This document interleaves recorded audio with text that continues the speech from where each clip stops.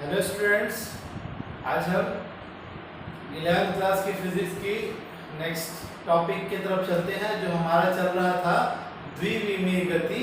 उसके अंतर्गत हम चलेंगे सदिशों का त्रिविमीय वियोजन। त्रिविमीय सदिश एवं उनका वियोजन। तो अब यहाँ पर त्रिविमीय सदिश एवं उनका वियोजन के बारे में बात करेंगे। तो जब आकाश में स्थित सदिशों को ही त्रिविमीय सदिश कहा जाता है। इसका डेफिनेशन है कि आकाश में स्थित सदिशों को ही त्रिविमीय सदिश कहा जाता है। इसमें क्या होता है, तीनों सदिश परस्पर क्या होते हैं, लंबवत होते हैं। तो ये क्या कहलाता है, त्रिविमीय सदिश। अब उनका वियोजन, यहाँ पर एक आपको षटफल की आकृति दिखा रही है, घनाभ की आकृति आपको दिखाई पड़ रही है, जहां पर x अक्ष, y और z अक्ष, इनके इकाई सदिश i, इसका j और इसका k है। यहाँ पर आप देख पाएंगे दिशा, क्योंकि हम सदिश पढ़ चुके हैं, सदिश शब्द का प्रयोग है। ये जो क्षैतिज में x अक्ष की जो दिशा क्षैतिज रेखा जितनी है, सभी की दिशा यही होगी। ऊर्ध्वाधर ये है y, तो ये जितने भी ऊर्ध्वाधर रेखाएं हैं उन सभी की दिशाएं क्या होगी, ऊपर की ओर होगी। और इसी प्रकार से ये जो दिशा दिख रही है, ये जो इस प्रकार से जो डायग्राम है, इसके समांतर जो भी होगा सभी का चिन्ह क्या दिखाई पड़ेगा, आपको इसी तरीके से दिखाई पड़ेगा। ये इसका परिणामी है, इसका परिणामी OP बराबर R है। और कहा x अक्ष में OA का मान AX है और y अक्ष में AY है और z अक्ष में क्या कहा मैंने, AZ है। ये सदिश को दर्शा रहा है। तथा I J K इसके क्या है, इकाई सदिश है, प्रत्येक अक्ष के x, y और z अक्ष का इकाई सदिश है। अब हमको दिख रहा है, मैंने क्या किया है, O से D को मिला दिया, O से D को मिलाया। तो आप देखेंगे यहाँ पर जब हमने मिलाया तो ये इसके समांतर है, तो ये इसी के दिशा में होगा। तो ये देखिए OC और D, तो ये इसका, तो मैंने त्रिभुज के सदिश योग नियम को बताया था, उसके आधार पर कि जब दो रेखाएं संलग्न भुजा एक ही दिशा में चलती है तो तीसरी भुजा उनके विपरीत होती है, वही परिणाम कहलाती है इन दोनों का। तो ये हो गया। अब हम चलेंगे त्रिभुज OCD में सदिशों के त्रिभुज योग नियम से। तो OC धन CD बराबर OD, OD is equal to, OC का मान आप देख सकते हैं AZ है और इसका मान है CD का मान देख सकते हैं, CD x अक्ष के समांतर, इसलिए x होगा। क्रम विनिमय नियम लगाएंगे और इसको सीधा कर लेंगे AX प्लस AZ, समीकरण नंबर 1। फिर हम क्या करेंगे, एक और त्रिभुज हमको दिखाई पड़ रहा है, देखिए ये इसी दिशा में, ये दोनों एक ही दिशा में और इसका विपरीत दिशा में परिणामी, अर्थात ODP। त्रिभुज ODP में क्या हो जाएगा, त्रिभुज ODP में OD धन DP बराबर OP। तो OP का मान है R, OD का मान समीकरण 1 से क्या है, AX प्लस AZ और DP का मान है AY चित्र के अनुसार। तो R इज इक्वल टू क्या हो जाएगा, AX plus AY plus AZ, क्रम विनिमय नियम का हम पालन करके हम इसे बराबर कर देंगे। अब हम कहेंगे कि माना x, y और z अक्ष के इकाई सदिश क्रमशः i कैप, j कैप और k कैप है। तो आपको पता है i कैप is equal to ax upon ax हो जाएगा। देखो तीर का मतलब परिणामी, बिना तीर का मतलब परिमाण, तीर गुना करेंगे ax i is equal to ax तीर वाला वैसे ही J J is equal to A Y upon A Y, तीन गुना किया A Y J is equal to A Y तीर वाला, फिर किया K is equal to A Z upon A Z, तीन गुना किया क्या A Z K is equal to A Z. आप देखेंगे तीर वाला ए एक्स के बदले में ए एक्स आई यहाँ रखूंगा, कहाँ पे, यहाँ पे। तीर वाला ए वाई के बदले में ए वाई जे रखूंगा, तीर वाला ए जेड के बदले में ए जेड के रखूंगा। तो बताऊंगा समीकरण नंबर 1 2 में मान रखने पर, तो रखा तो क्या हो गया, R is equal to A X I plus A Y J A X I plus A Y J plus A Z K, ये होता है इसका परिणामी का सूत्र। अब इसका परिमाण या मापांक निकालना रहता है, तो ये कहता है आई के गुणांक का वर्ग धन जे के गुणांक का वर्ग धन के गुणांक का वर्ग। तो आप देखेंगे आई का गुणांक जे का गुणांक बराबर क्या दिख रहा है आपको, आई का गुणांक ए एक्स तो ए एक्स का स्क्वायर, जे का गुणांक ए वाई तो ए वाई का स्क्वायर, और ये हो जाएगा ए जेड का स्क्वायर। यहाँ पर आपको आर का मान दिखा, यही परिमाण कहलाता है, मैग्नीट्यूड।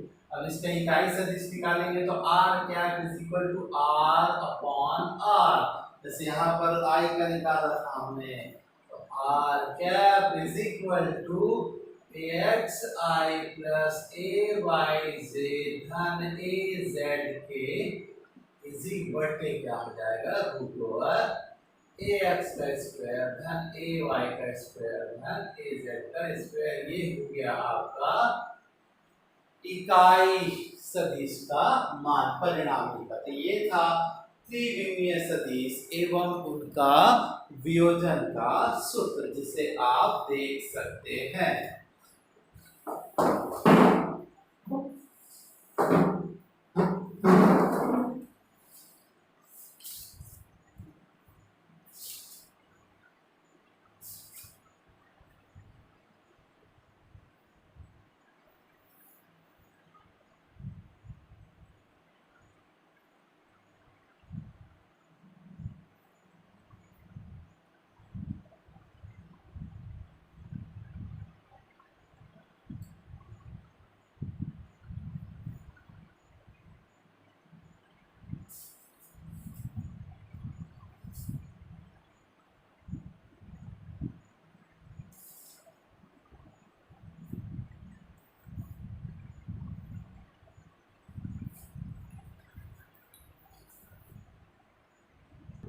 अब चलेंगे हम सदिशों के गुणनफल की तरफ। सदिशों के गुणनफल में दो प्रकार का होता है। पहला होता है दो सदिशों का अदिश गुणनफल। तो बताते हैं कि दो भौतिक राशियों का परिणामी का गुणनफल उन दोनों के बीच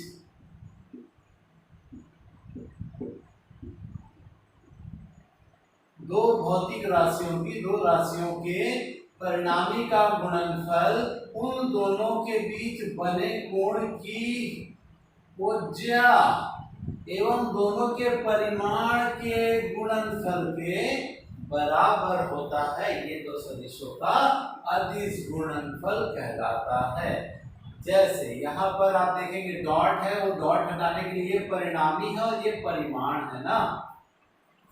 सबसे पहले हम अब यहाँ पर कंडीशन अगर थीटा इज इक्वल टू 0 कहा तो 1 हो गया, तो इसका मान क्या हो जाता है, अधिकतम हो सकता है, क्योंकि यहाँ पर क्या प्राप्त होगा, ए बी मैक्सिमम मान प्राप्त होता है। अगर थीटा इज इक्वल टू 90 किया तो ये क्या हो जाएगा, 0 हो जाएगा। इस प्रकार से हम इसके मान को तब अधिकतम होता है, इससे पता चल गया जब इसके दोनों के बीच में बनने वाला कोण का मान 0 होता है तो ये अधिकतम होता है।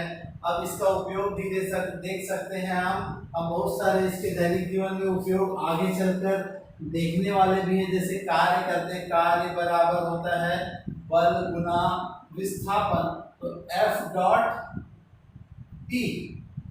तो ये जब डॉट है ना, दोनों दो सदिशों का अदिश गुणनफल डॉट को रिप्रेजेंट करता है, गुना होता है लेकिन डॉट, ये हो जाएगा एफ डी कॉस थीटा। जब डॉट हटाना है, परिणामी को परिमाण करना है, तो इस प्रकार से लिखना है, ऐसे बहुत सारी बात आती है। फिर इसके गुण होते हैं दोनों सदिशों में, इसका जो अदिश गुणनफल का जो गुण होता है वह क्या कहलाता है, दो चार देख लेते हैं। पहला बताएंगे क्रम विनिमय नियम का पालन करता है, अर्थात A dot B is equal to B dot A। बताएंगे दूसरा कि यह सहचार्य गुणन सहचार्य योग का सहचार्य नियम का क्या करता है, पालन करता है, अर्थात A dot B plus C is equal to A dot B plus A dot C। इस प्रकार से यह अदिश गुणन के सापेक्ष, किसी अदिश गुणन के सापेक्ष भी लैम्डा मान लिया जाए, A प्लस B है, उसका भी क्या करता है, पालन करता है। तो इस प्रकार से इसके गुण को आपको याद करना है और कॉपी में लिखना भी है। तो ये था दो सदिशों का अदिश गुणनफल। अब यहाँ पर आते हैं दो सदिशों का सदिश गुणनफल। इसी प्रकार से एक चित्र बना लेते हैं कि दो राशियों का, भौतिक राशियों का गुणनफल क्रॉस, दो सदिशों के सदिश गुणनफल में गुणा को क्रॉस से लिखाया जाता है और दो राशियों के अदिश गुणनफल को डॉट से लिखाया जाता है।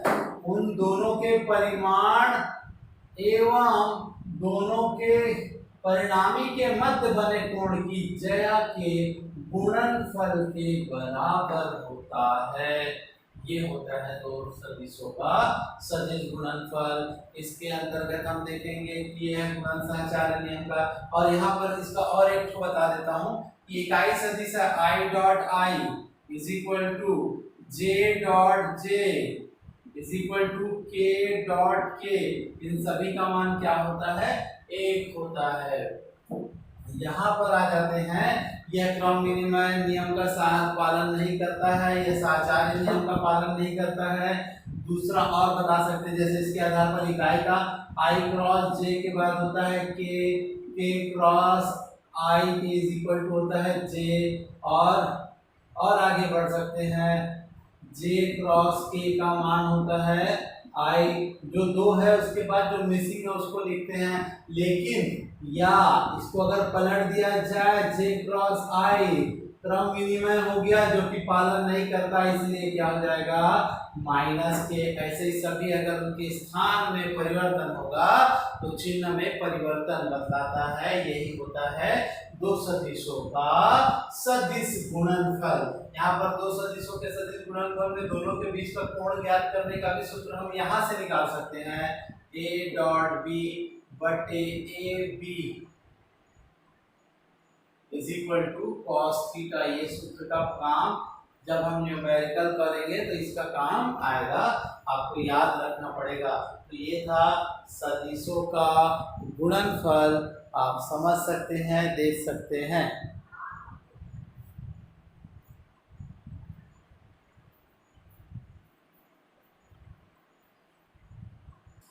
अब चलेंगे हम द्विविमीय गति की ओर। द्विविमीय गति के बारे में जानते हैं, जब कोई वस्तु या कोई कण इस पर समतल में जब गति करता है तो उसकी गति को हम क्या कहते हैं, द्विविमीय गति कहते हैं। अब हम इसके अंतर्गत मान लेंगे समतल में कोई बिंदु है, यहाँ पर P, तो यहाँ से जब लंब डाला गया तो इसकी मूल बिंदु से दूरी क्या हो गई, x हुई, और इसका इकाई सदिश क्या है I, और इसको जब y अक्ष पर जब इस पर लंब डाला गया तो यहाँ पर इसका जो दूरी था वो क्या हो गया, यहाँ से यहाँ तक y, तो आमने सामने की y होगी। और जब हमने क्या किया, इसको परिणामी के साथ मिलाया, क्षैतिज के साथ झुकाव बना के कोण, तो इसका स्थिति सदिश क्या कहलाया, R कहलाया। तो हम देखेंगे सदिश के योग नियम से आप देख सकते हैं कि दोनों का योग अर्थात x प्लस वाई का योग एक ही दिशा में जा रहे हैं, संलग्न भुजाओं का योग विपरीत दिशा की भुजा के बराबर होता है।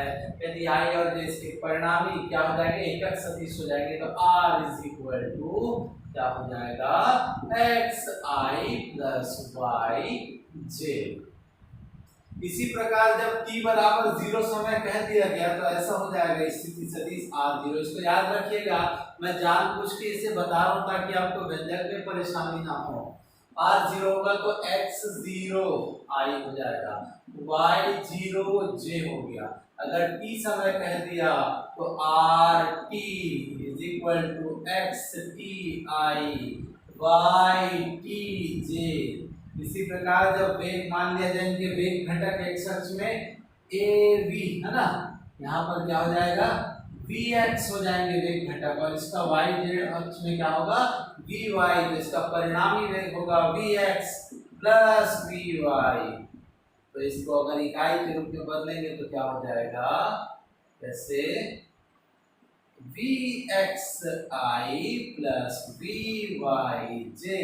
इसको अगर जब समय लगा दिया जाएगा तो इसके ब्रैकेट में समय 0 बोलेगा तो 0 और t बोलेगा तो t। ऐसे ही अगर इसको बोल दिया इसका त्वरण घटक ax और यहाँ पर क्या हो जाएगा ay है, तो a is equal to ax plus ay, और यहाँ पर a इज इक्वल टू हो जाएगा axi प्लस ayj। इस प्रकार से होगा, और यदि समय दिया रहेगा तो हम क्या करेंगे, उसके ब्रैकेट में समय लगाएंगे। आप देख सकते हैं ये इंट्रोडक्शन है जो आगे चल के अभी हमारे व्यंजक में काम आएगा, और इसे आप अच्छे से समझ लेवे, नोट कर लेवे, फिर हम बात करेंगे नेक्स्ट टॉपिक की तरफ।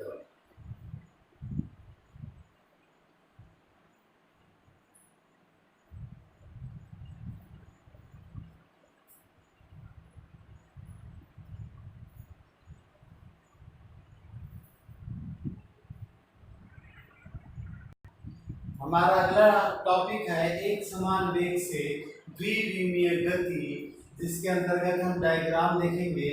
हम यहाँ मान लिया जाए x अक्ष में इसकी स्थिति x0 और y अक्ष में इसकी स्थिति y0, तो इसका स्थिति सदिश क्या हो जाएगा r0। आप ध्यान से समझें, ये a हो गया, अर्थात 0 समय में वह a पर थी, अब उसके बाद वो कहाँ a से कहाँ पहुंच रही है, a से b पर पहुंच गई, तो इसकी स्थिति t हो गई, तो इसकी भी स्थिति yt हुई, तो ये a से b हुआ, तो इसकी स्थिति सदिश क्या हो जाएगी rt हो जाएगी। इस प्रकार से ये जाता हुआ आपको दिखाई पड़ रहा है। तो मान लेंगे, माना कि कोई वस्तु t बराबर 0 समय पर a पर थी तथा t बराबर t समय में वो a से कहाँ चले गई, b पर चले गई है। फिर हम बताएंगे यहाँ स्थिति सदिश, ये x और y को स्थिति कहते हैं और इनके समूहन को ही स्थिति सदिश कहेंगे। इसलिए हम बताएंगे, क्या बताएंगे हम, वस्तु का वेग, वस्तु का वेग। उसके पहले हम चित्रण बता देंगे। माना कि t बराबर 0 समय में x अक्ष में वस्तु की स्थिति सदिश x0 तथा y अक्ष में y0 तथा इसका स्थिति सदिश, ये स्थिति और ये स्थिति सदिश r0 तथा t बराबर t समय पर x अक्ष की स्थिति xt तथा y अक्ष की स्थिति yt तथा इसका स्थिति सदिश rt है। तो वस्तु वेग का मतलब होता है परिभाषा स्थिति में परिवर्तन, तो स्थिति सदिश में परिवर्तन बटे समय अंतराल। तो हम जानते हैं वस्तु का वेग तो भी होता है स्थिति सदिश में परिवर्तन, अर्थात अंतिम स्थिति सदिश माइनस प्रारंभिक स्थिति सदिश बटे समय अंतराल t-0। देख सकते हैं t बराबर t अंतिम समय था और t बराबर 0 प्रारंभिक समय था। t जब गुना कर दिया vt is equal to rt minus r0, फिर क्या किया, माइनस को इधर लाया, r0 plus vt is equal to rt। अब चूंकि हम जानते हैं, हमें बताया था rt का मान क्या होता है, चूंकि R T is equal to X T I धन Y T J R zero बराबर मैंने बताया था X zero I plus Y zero J, और v का भी वैल्यू मैंने बताया था वो क्या होगा v x i धन v y j। तो इन मानों को r t r जीरो और v के मानों को, इन मानों को समीकरण एक में रखने पर रखते हैं। देखेंगे यहाँ पर आर टी का मान X T I plus Y T J is equal to X zero I plus Y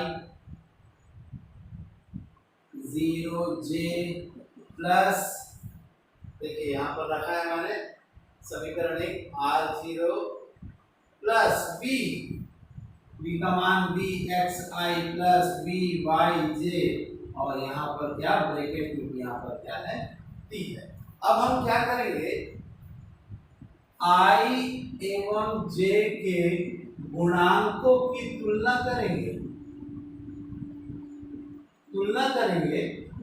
कैसे तुलना करते हैं देखो, i का गुणांक यहाँ क्या है xt है, तो यहाँ पर भी आ गया xt। अब यहाँ पर i के गुणांक क्या है x0 और प्लस यहाँ क्या है vxt, t का गुना भी होगा तो हो जाएगा vxt।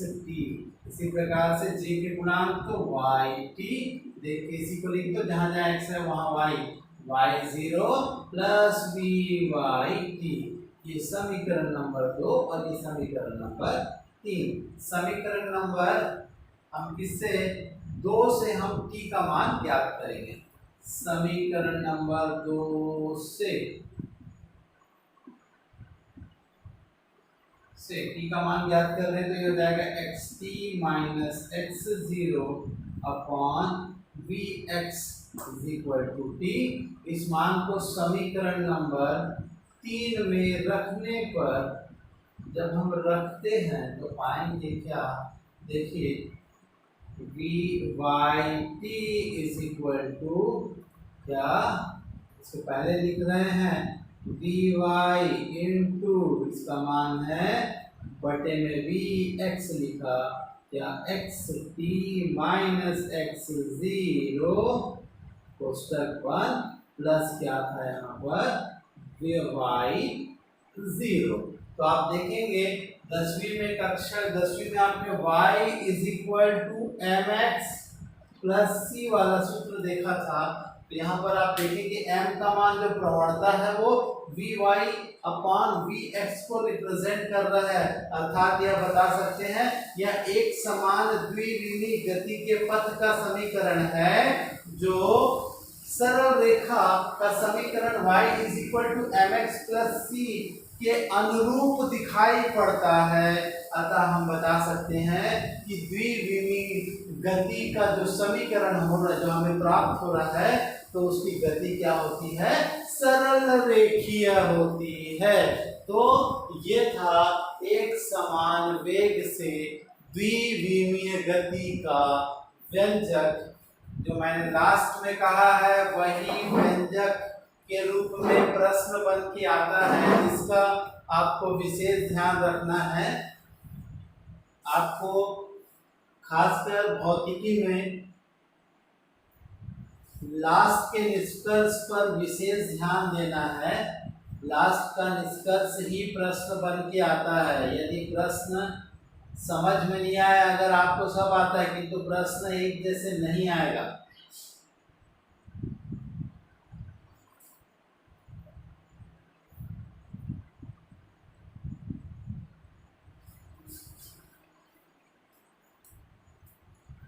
इसके बाद आपसे मैं विनती करूंगा कि आप ऐसे ही त्वरण के लिए बनाएंगे। यहाँ वेग था तो स्थिति था, तो यहाँ पे त्वरण हो जाएगा, v के जगह में a हो जाएगी और r के जगह में क्या हो जाएगा, v हो जाएगा। इसको आप बनाइएगा, बुक में दिया हुआ है, अगर इसको आप समझ जाएंगे सेम टू सेम ऐसी बनाना है तो क्या हो जाएगा, आप सेम टू सेम बनाएंगे। जहां पर R है वहां V हो जाएगा, इसको याद रखिएगा। और जहां पर V है वहां VXI VYZ जो मैंने बताया था वो हो जाएगा, उसका विशेष ध्यान रखेंगे। तो आप उसको बना लेना। एक समान त्वरण से द्विविमी गति, ये आपका होमवर्क रहेगा, इसको आपको करना रहेगा, तो प्लीज आप करिएगा। और आज के लिए इतना ही करते हैं, फिर हम अगली क्लास में मिलेंगे। तब तक के लिए धन्यवाद।